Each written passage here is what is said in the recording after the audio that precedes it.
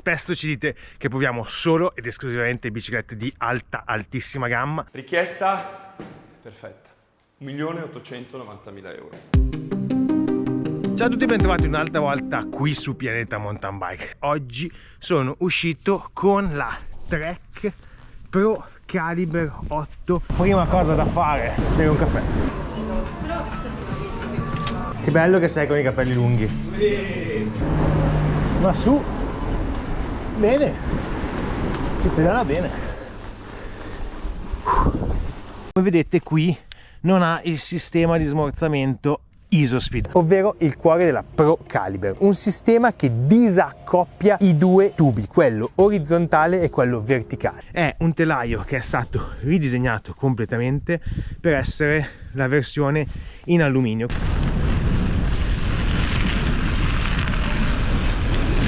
Un telaio molto moderno perché abbiamo la possibilità di montare forcella da 120 mm come questa che è la Recon Gold di Rock Show, oppure si può addirittura andare a montare una forcella da 130 mm, così come abbiamo un passaggio ruote bello ampio. Qui ci stanno delle gomme anche da 2,5 secondo me. Queste sono delle semi slick, nuove gomme Bontrager Monsantan Pro da 2,4. Il resto del montaggio è concluso da cerchi in alluminio, trasmissione Shimano Deore XT a 12 velocità con guarnitura Helix di Earthed Thin. Qui è un tocco di classe.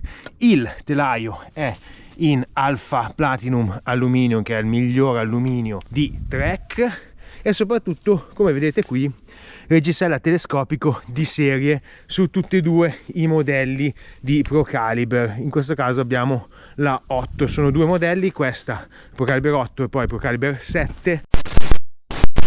Pro Caliber 8 e Pro Caliber 6. Qui siamo su una bicicletta da 1.499 euro di listino. I freni sono Shimano, quelli base, comunque disco da 180 all'anteriore e 160 al posteriore. Il reparto frenante è l'unica cosa un po' sotto livello rispetto al resto della componentistica. Un telaio che, come dicevo prima, è stato ammodernato perché abbiamo un angolo di piantone da 74,5 gradi e un angolo di sterzo da 67, quindi dobbiamo dire un telaio in alluminio che può sembrare basico ma invece ha già delle qualità da bicicletta racing e bello aperto, tanto che volendo si può andare a mettere una forcella da 130 mm e diventa una hardtail down country, comunque qualcosa per andare a divertirsi. Wow! Qui adesso l'ho provata un po' in salita, ho provato a spingere un po'. Ah no, ma sto andando tranquillo,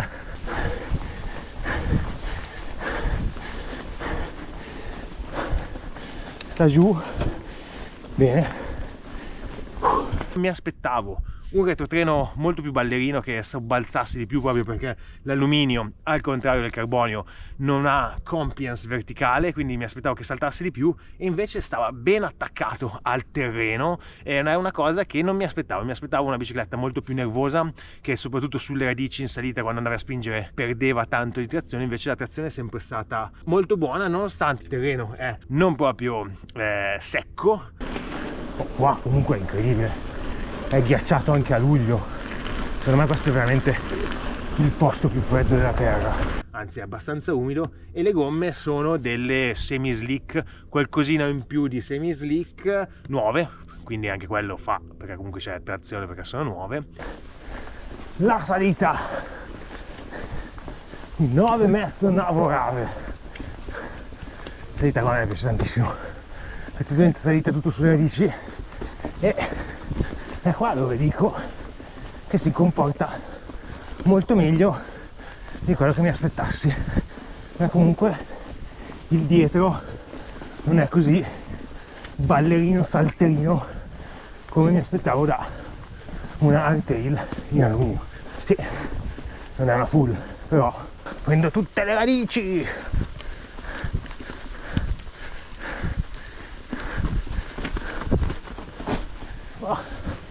Ero passato meglio prima. Quello che vorrei fare è abbassare l'attacco manubrio, perché qui siamo su una L, io sono tra M e L, la mia taglia perfetta Trek è ML, questa è un pelo grande, quindi andare ad abbassare a 0 secondo me l'attacco manubrio mi farebbe avere una posizione più caricata sull'anteriore e un po' più racing come questa bicicletta vuole. Sì, avere l'avantreno un po' più basso secondo me proprio grande aiuto. Non è una bicicletta puramente racing, anzi è proprio quella mountain bike che si va a mettere un po' tra i due mondi, quello della gita domenicale tranquilla ma che senza problemi si può poi portare a fare le prime gare, i primi cross country, i primi gran fondo, anche perché appunto con il nuovo carro che è stato ridisegnato per cercare di essere più comodo nonostante essere in alluminio, è pensato anche un po' per le lunghe distanze. Adesso tiro giù la sella e provo ad andare in discesa, vediamo un po', è una vita che non vado con un hardtail in discesa.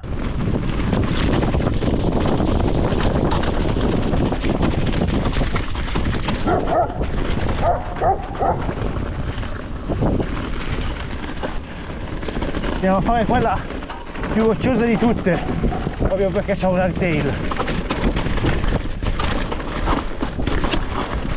Qua, mamma mia, si sente.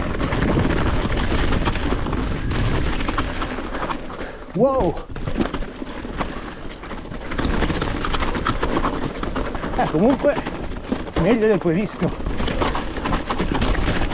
Questa di qua. Wow! Oh.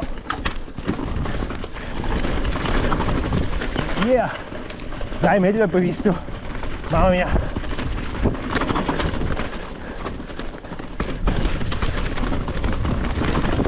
Si va abbassata un po' davanti per farla guidare un po' di più, così è un po' così. Forcella pensavo peggio, in realtà è un po' on off, però non è poi così male. Andiamo qua, ma buono, ma pensavo decisamente più nervoso, invece tiene ad assorbire abbastanza, dai. Saltino. Andiamo qua.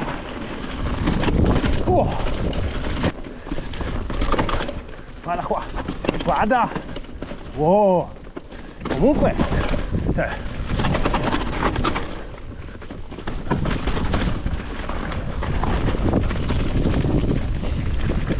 no. Guarda qua. È un po'. Sì, ecco, magari non fai le linee che faresti con l'enduro, però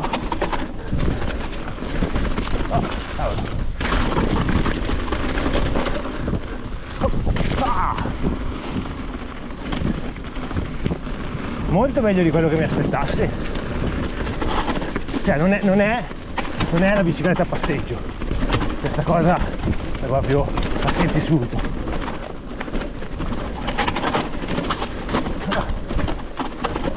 Tutto bello pulito, decisamente meglio del previsto. Sì. Forcella, nonostante sia abbastanza on off, però lavora bene, più ci prendo la mano, più devo dire che il feeling è proprio di quello da hardtail, comunque di gamma abbastanza alta, cioè non trovo particolari differenze di posizione di guida rispetto alla Pro Caliber. La Pro Caliber è un po' più scattante proprio perché il carbonio comunque è più rigido lateralmente in tutta la sua struttura ed è anche un po' più smorzante in quello che è la parte verticale, quindi la bicicletta risulta un po' più controllabile, non tanto in salita quanto in discesa, ma qui comunque si ha un telaio che secondo me non rimbalza a destra e a sinistra come quelli che sono un po' i telai di prima fascia in alluminio. Qui comunque abbiamo una bella struttura che è abbastanza capace di assorbire, non è certo, una bicicletta che assorbe completamente il terreno, un po' rientra tutto nelle gambe, bisogna anche giocare un po' con le gambe. È una bicicletta che per imparare a guidare è ottima, perché bisogna comunque sfruttare un bel po' le gambe per assorbire, quindi non è una bicicletta che fa tutto lei. Aia! In fin dei conti sono rimasto piacevolmente sorpreso dalla Trek Pro Caliber 8, perché mi aspettavo più una bicicletta verso il mondo entry level e in realtà devo dire che è più verso il mondo media gamma, non è un'alta gamma, cioè questo è detto e ridetto, non è una bicicletta in carbonio, quindi non aspettiamoci le prestazioni, soprattutto in fatto di rigidità laterale, di una bicicletta in carbonio, ma è un alluminio con un telaio fatto già per un utente evoluto, non è proprio la bicicletta base che uno sale e dice con questa la sento che è alta davanti, poco controllabile quando si alza la velocità. Qui invece si inizia ad avere un telaio che risponde molto bene a quelli che sono gli input del rider. È un montaggio abbastanza basico, soprattutto i freni perdono un po' la qualità primaria di Shimano, che è quella della modulabilità, qua sono un po' on-off.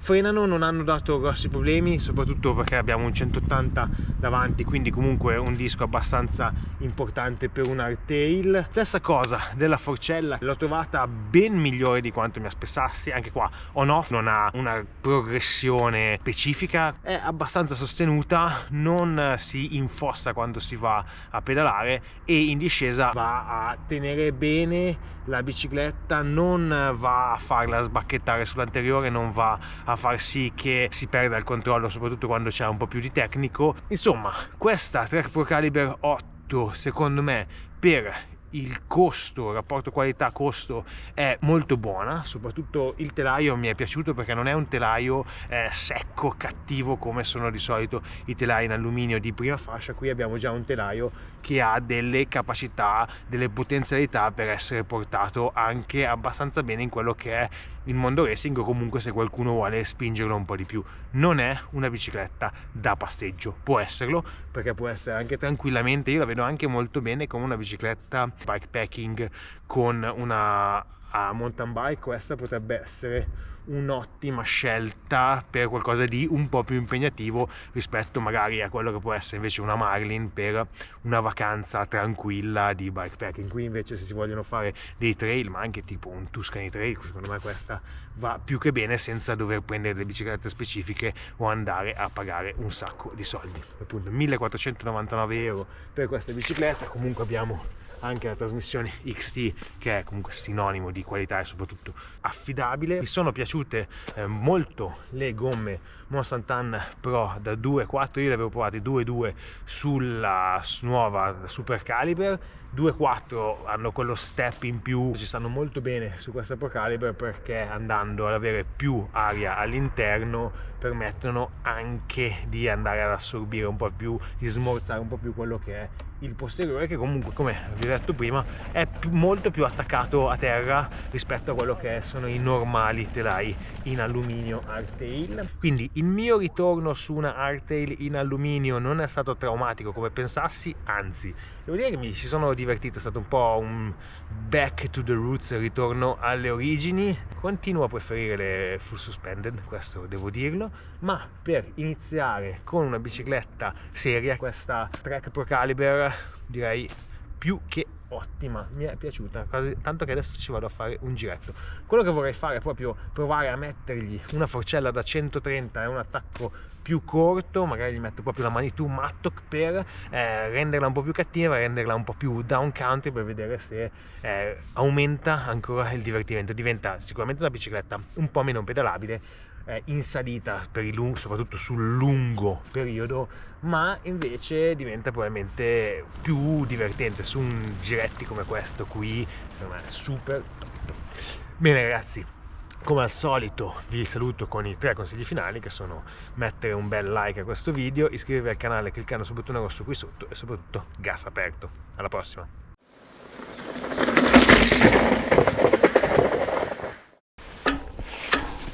Scusa? Cosa ho fatto? Ah, qua, ok, e qui